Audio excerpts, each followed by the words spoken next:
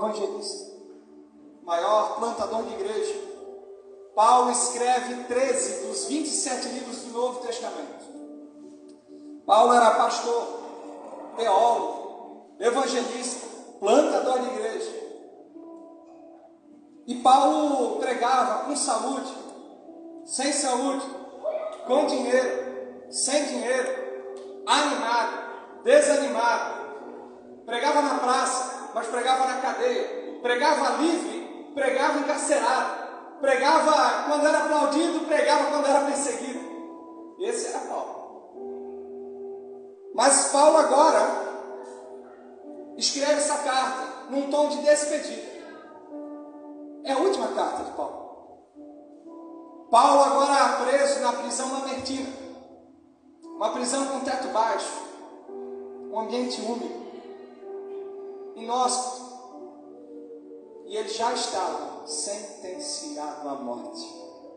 Nero governava e Paulo perderia a sua cabeça. Mas Paulo tombou como um mártir, mas se levantou como um príncipe do Senhor. Capítulo 1 de 2 Timóteo, Paulo dá um conselho: Timóteo, guarda o bom depósito, o Evangelho. Capítulo 2, Paulo diz: sofra como um soldado de Cristo. Capítulo 3, Paulo fala: permanece no Evangelho, Timóteo. No capítulo 4, prega o Evangelho. Essa carta traz algumas lições. E hoje, pelo tempo avançado, eu quero trazer apenas 2 conselhos que Paulo entrega a Timóteo, do corredor da morte. O primeiro conselho se encontra no versículo 2 do capítulo 4. Pregue a palavra. Como deve ser a pregação? Talvez você, hoje aluno formado, talvez você membro querido, vê por aí pregações que de Bíblia não tem nada. E esse foi um dos propósitos da escola bíblica: trazer um entendimento, um conhecimento, por menor que seja teologicamente falando, mas que treina os nossos ouvidos a entender se o alimento que nós estamos recebendo vem do céu ou vem do coração do homem, vem de Deus ou vem de bocas que estão possuídas por outro espírito. Mas essa pregação, ela deve ter 5 marcas. Primeira marca de uma pregação bíblica: ela deve ser urgente. O que é que Paulo fala? Esteja preparado a tempo e fora de tempo. Por isso, irmão, que dentro da igreja, que é um ambiente controlado, é fácil a gente puxar versículo, pregar. Mas sabe qual é a única pregação que muitos lá fora vão ouvir? O nosso testemunho.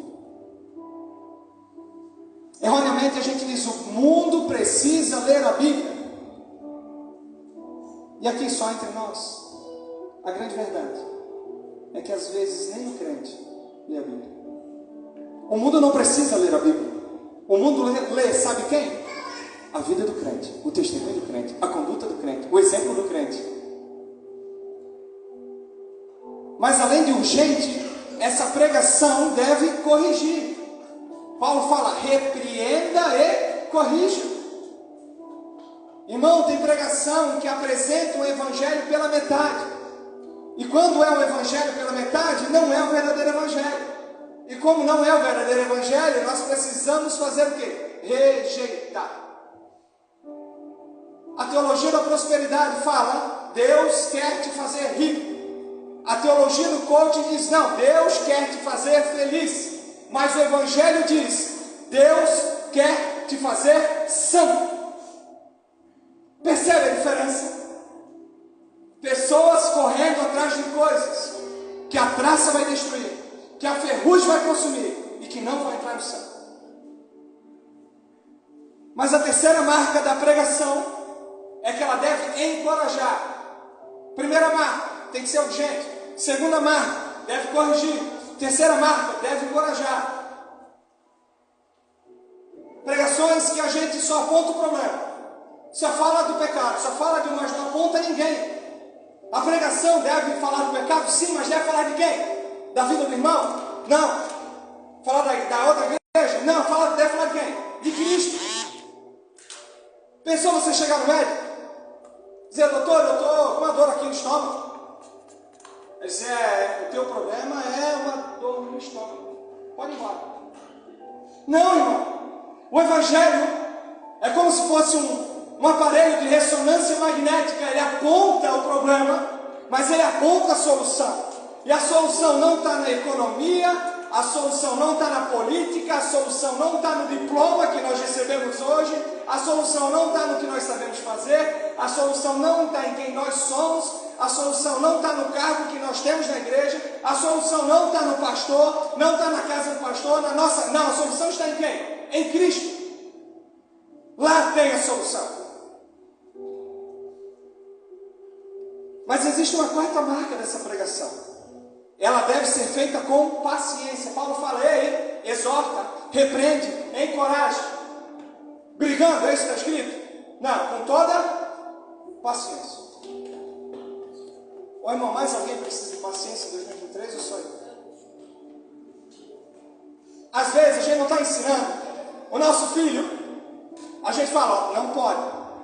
Aí fala uma vez, aí na segunda vez, não pode. Na terceira vez, em quantas casas o chinelo já não canta? Aí eu pensou se Jesus me tratasse com a mesma paciência que eu trato os meus irmãos?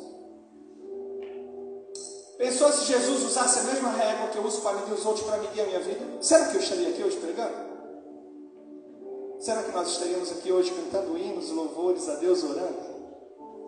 A resposta é não. Por isso que a oração do Pai Nosso, e os alunos já sabem, sabe qual é a oração mais perigosa na Bíblia? É o Pai Nosso. Pai, como é que é, gente? Perdoa os meus pecados, assim como eu tenho perdoado. Ô irmão, pensa se a partir de hoje, Tiago, você orou o Pai Nosso? Que seja feita a tua vontade. A partir de hoje, eu vou te perdoar do jeitinho que você perdoa o teu próximo. É o que o Pai Nosso ensina. Me perdoa assim como eu tenho perdoado. Aí a gente faz a pergunta para o nosso coração. Coração, você tem perdoado assim como Jesus te perdoa? Mas tem uma quinta marca dessa pregação, que é a mais importante. Essa pregação deve ser bíblica. Paulo fala, esteja preparado a tempo e fora de tempo, repreenda, corrija, exorta, com toda paciência e doutrina. Ô irmão, os alunos aí que se formaram, tem uma má notícia para dar para os alunos. Você vai ser cobrado com maior intensidade, sabe? Tiago capítulo 3, versículo 1 diz, não sejais vós muitos mestres, porque hão de receber maior juízo. Então a partir de hoje, quero parafrasear o que Paulo falou para a igreja da Gálatas. Se um dia, um de nós pregar outro evangelho, diferente daquele que vos apresentei, que eu seja anátema. Anátema significa maldito. Sabe o que isso quer dizer? Você é aluno, você é membro? Se a pregação não for bíblica, você não tem o direito de reclamar, você tem o dever. Porque se você ouve algo que não está na Bíblia e não reclama em amor, não confronta com a Bíblia e não com o nosso ego, sabe o que você está fazendo com essa pregação? A gente precisa ser mais maduro, igreja. Está na Bíblia, eu recebo. Não está? Não recebo. Simples assim. Então essas são as 5 marcas de pregação. E aí Paulo vai partir para argumentar com Timóteo, dizendo, ei Timóteo, se tu pregar desse jeito, as pessoas vão ter 3 atitudes. E aí eu queria que você acompanhasse comigo no versículo 3, do capítulo 4. Atitude 1. alguns não suportarão a sã doutrina, pois virá o tempo em que não suportarão a sã doutrina. Tem gente que vem para a igreja e não volta mais, porque a gente não pode suprimir a verdade. Pecado continua sendo pecado. A Bíblia não mudou, nós é que mudamos. Deus continua santo, nós continuamos pecadores. Nós precisamos da glória de Deus, Deus não precisa da gente. Então tem muita gente que vem para a igreja, ouve uma pregação bíblica, aí tem um coraçãozinho meio, um coração feito de açúcar. Conhece algum crente? Só não fala, só disse que conhece. Você conhece algum crente que, se falar uma coisa meio bíblica, ele sabe tudo? Já não é mais? Paulo está dizendo aí, Timóteo, se tu pregar daquele jeito que eu te ensinei, tu vai ter um problema. Vai ter gente no meio que não vai suportar, que não vai querer.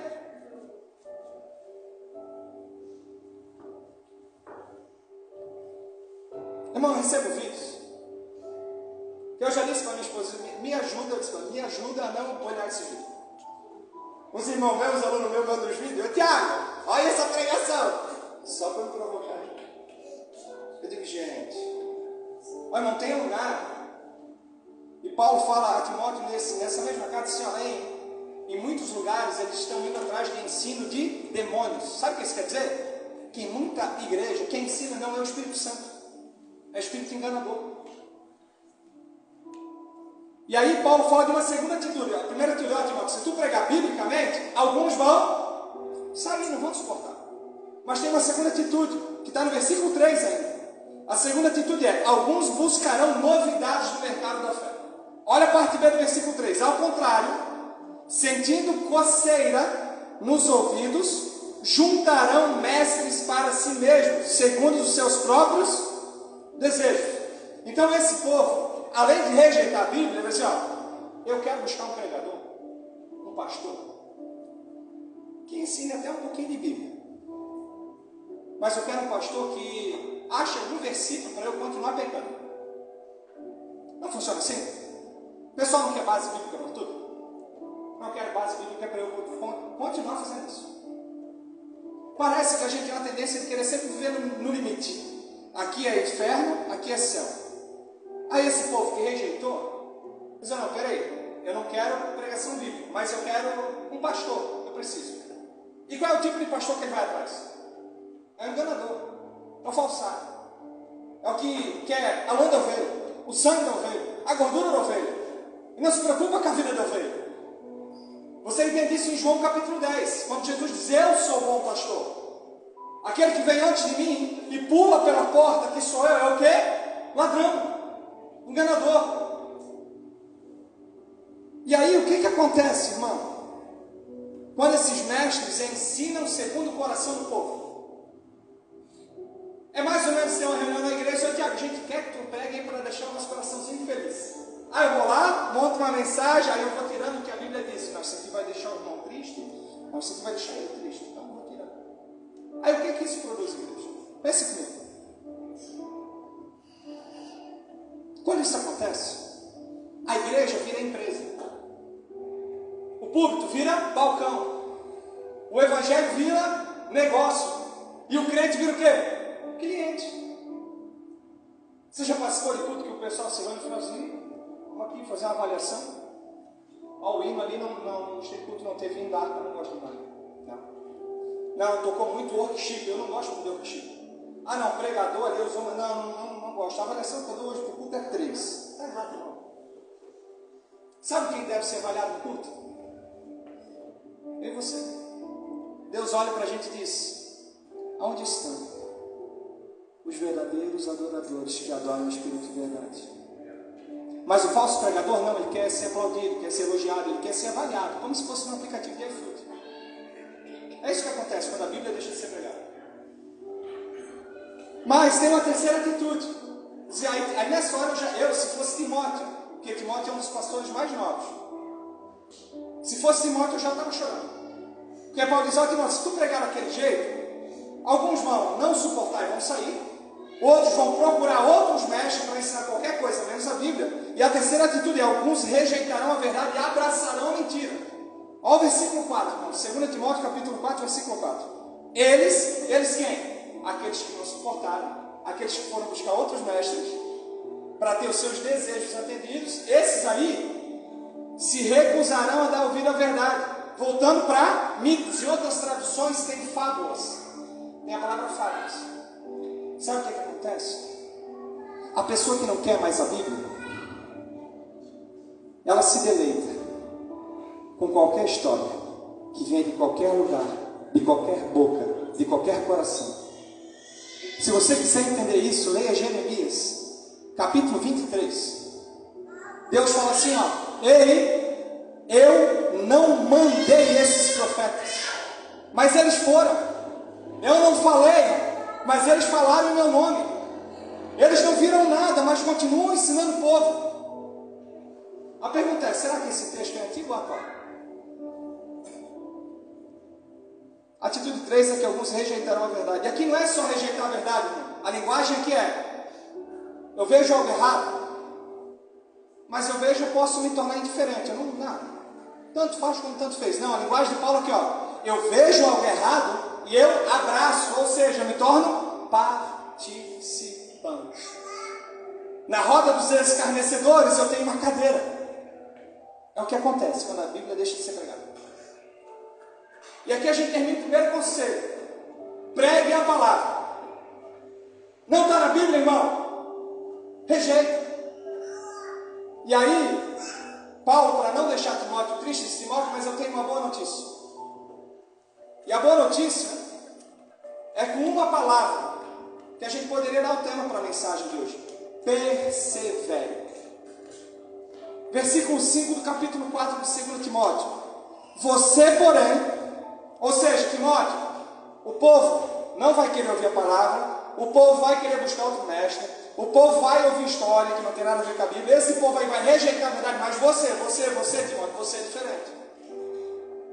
Você, porém, seja moderado em tudo, suporte os sofrimentos, faça a obra do evangelista, cumpra plenamente o teu ministério. E aqui Paulo apresenta, de maneira prática, 4 atitudes para quem quer perseverar no evangelho. 4. Primeira atitude: fique alerta, seja manso, seja moderado. Olha, não é difícil para o professor e pregador. A gente ensina e a gente acaba pegando uma facilidade de fazer leitura sem que a pessoa faça nada.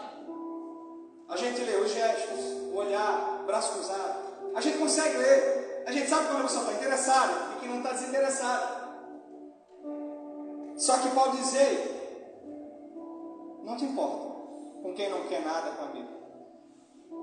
Sabe o que Paulo está dizendo? O que o povo faz em reação ao que você prega, se estiver na Bíblia, não deve te influenciar negativamente. Porque pensou se a gente então, prega sobre o pecado, mas o povo continua pecando. Vou parar de pregar. Pensou João Batista fazendo isso? Pensou Jesus fazendo isso? Não, pai. Eu vinha para esse mundo, mas esse mundo eu não sabia que era. Eu vou voltar. Não, irmão. Paulo dizendo a Timóteo: seja moderado.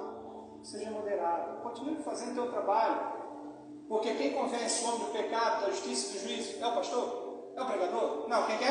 É o Espírito Santo. Nosso papel não é converter ninguém, irmão. Tome cuidado, está com o pregador. Ou eu vou pregar e tu vai se converter. Irmão, não entendeu nada de evangelho. O pregador foi chamado para quê? Pregar. Eu não convenço ninguém, irmão. Quem convence é o Espírito Santo. Meu papel é explicar o que está na Bíblia. E aí, essa é a primeira atitude. Segunda atitude: Timóteo, além de ficar alerta, suporte o sofrimento e a perseguição. Olha o versículo 5. Você, porém, seja moderado em tudo, suporte os sofrimentos. Ô irmão, tem que... Às vezes eu penso, se eu estivesse lá na igreja de Atos ali, e viesse aquela perseguição, às vezes eu penso: será que eu ia aguentar, gente? Porque às vezes a gente fala a verdade, a gente, né? Não tem uma visão superestimada de nós mesmos. Então, eu sou firme. Não, eu aguento. Pode vir perseguição, eu não nego. Eu conheço alguém que pensava que era assim. Sabe quem? Pedro. Lembra de Pedro, Lucas 22? Senhor. Aí Pedrão, né?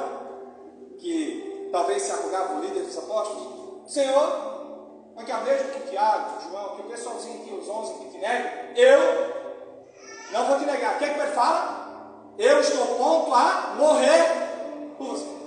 Aí Jesus olha para Pedro, mas não para o rosto de Pedro. Porque o rosto dizia, eu vou. E o coração dizia, não vou. Aí Jesus disse, Pedro, deixa eu te falar, Pedro. Satanás pediu para eu te peneirar. E quando tu te converteres, tu ensina os irmãos. O que Jesus está falando ali? Pedro, tu é discípulo, mas não está convertido.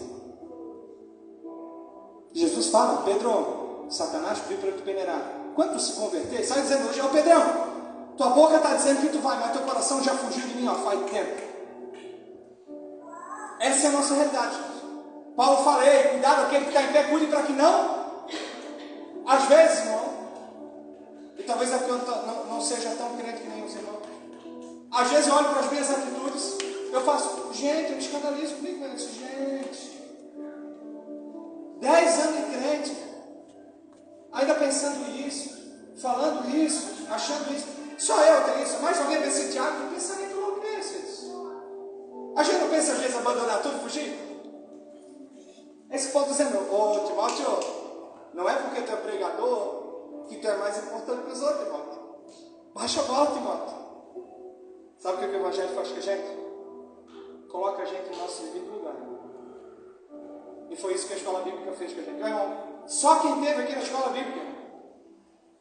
Tinha escola bíblica que a gente chorava mais que no culto. É verdade ou não é, Zão? Gente, a gente saia chorando. Aí a gente às vezes prova, não, eu vou para a aula. É acadêmico.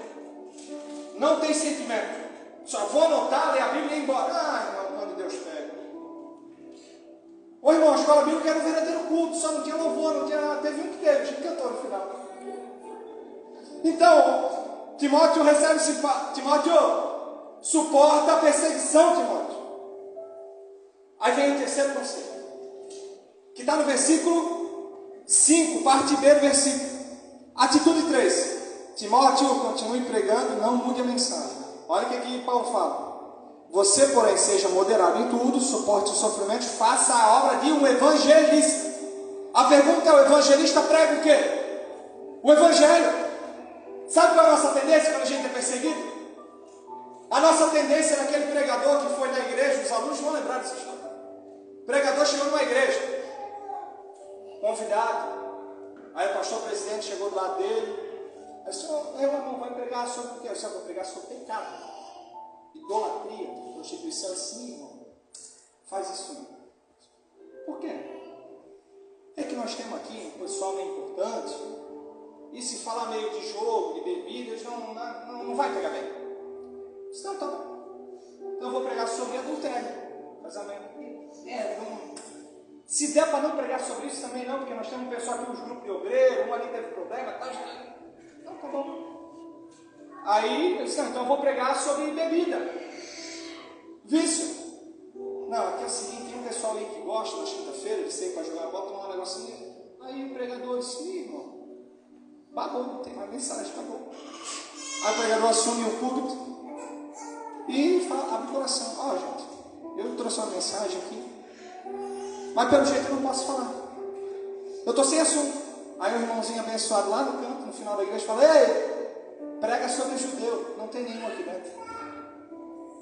Isso às vezes é a realidade. A gente está sendo regulado o que pode falar.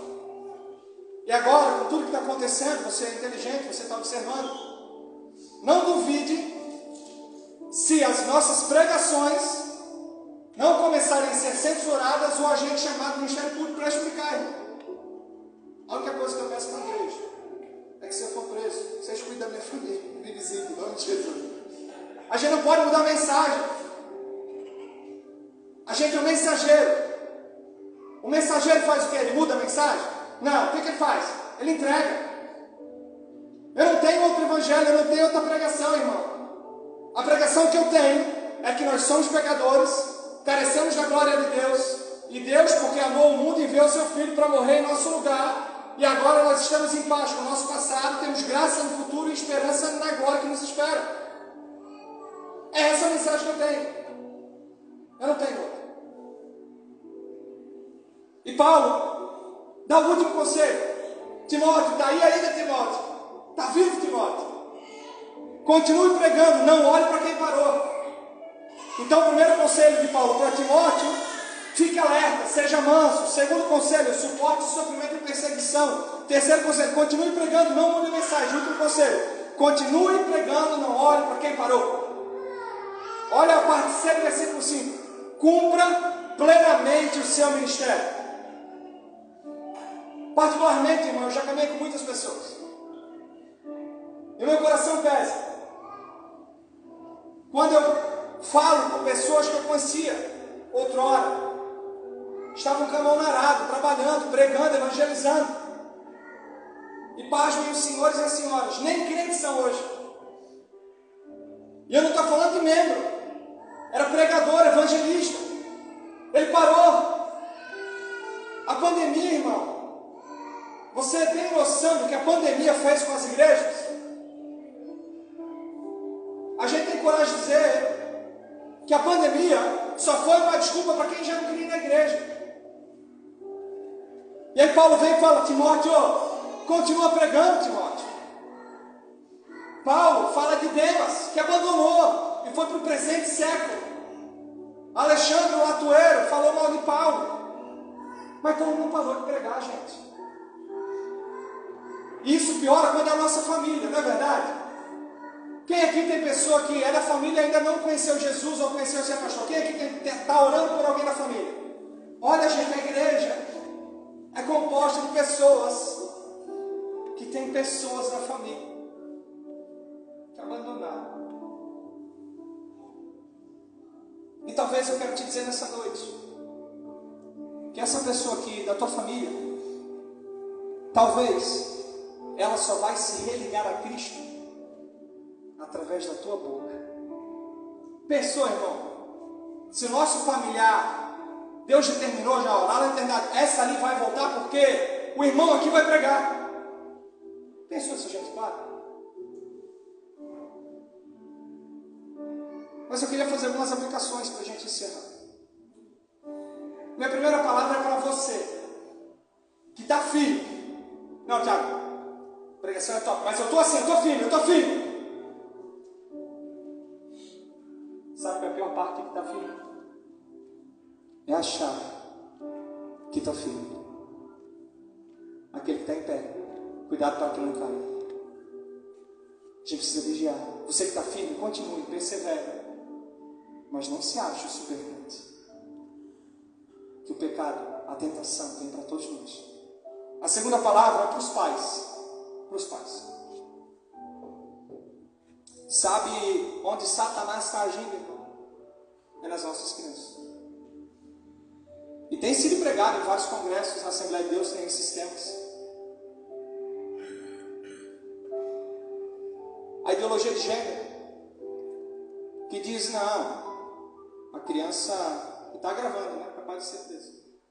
A criança pode escolher se ela quer ser menino ou menina. É o que eles pregam, é o que eles ensinam. Não, a criança ela tem direito. As nossas escolas, como que estão? O que estão ensinando para nossas crianças na escola? Mas eu quero inverter a pergunta. O que nós estamos ensinando para as nossas crianças em casa? E aqui, nesse clima amoroso, eu vou falar e se ficar bravo, não tem problema. Irmão, a obrigação da igreja não é educar os nossos filhos. A obrigação da igreja é pregar o evangelho. A educação vem onde? De casa. Porque eu canso de ver, não, que eu venho para o culto e a igreja que se vire com o meu filho. Não, eu não ensino Bíblia para o meu filho tem que aprender na escolinha. Sério, irmão? Você terceiriza algo que deveria sair do seu coração? Deuteronômio capítulo 6 fala: inculquem nos seus filhos, em outras traduções, ensinem com perseverança. Não está escrito lá, pega os seus filhos e pede para Moisés ensinar. Não! A obrigação de ensinar os filhos no evangelho é do pai e da mãe, gente. Provérbios fala: ensine a criança no caminho. Muita gente lê errado. Muita gente diz: ensine a criança o caminho, mas não está escrito assim. Está escrito que ensine a criança no caminho. Isso pressupõe que o pai e a mãe estão aonde? Dando exemplo, no caminho. Filho, é aqui, ó, no caminho. Mas tem pai e mãe não. É ensina o caminho, ó, filho. Pai vai na igreja, pai não acredita muito assim na Bíblia, não. Mas vai lá ler, é bom. Irmão, criança é uma esponja. Tem criança que não vê, tem criança que não presta atenção no que a gente fala. Tem criança que presta atenção no que a gente faz. Esse é o recado para os pais. Continue me amando. Terceiro, para os pregadores, para os professores, para nós. A Bíblia tem que ser a fonte do nosso ensino. Nós não fomos chamados para falar da nossa vida, para falar da vida dos outros. Nós fomos chamados para falar de quem? De Cristo. A gente precisa pregar a Bíblia, gente. É só a Bíblia que o povo precisa. Quarto, minha palavra para você que tem desejo de ensinar. Tiago, eu fiquei tão animado na formatura, eu quero estar aí, eu quero estar aí. Ô irmão, você é bem-vindo. Mas, e aqui eu quero citar um exemplo, publicamente. O pastor Gerson, ele é professor de escola. Talvez ele não tenha idade para ser meu pai. Mas eu muitas vezes me sentia constrangido. Tem 38, 37, isso. O senhor tem um filho de 43. Ó, idade para ser meu pai. Professor de escola bíblica, que fez teologia e tem idade para ser meu pai. Às vezes eu tremia, irmão. Mas ele me observava, ele via que eu estava caminhando. E eu acho interessante o exemplo que ele deu. A pergunta é, talvez ele precisava tanto assim na escola bíblica? Não. Mas ele deu exemplo. Sabe qual é o nosso problema?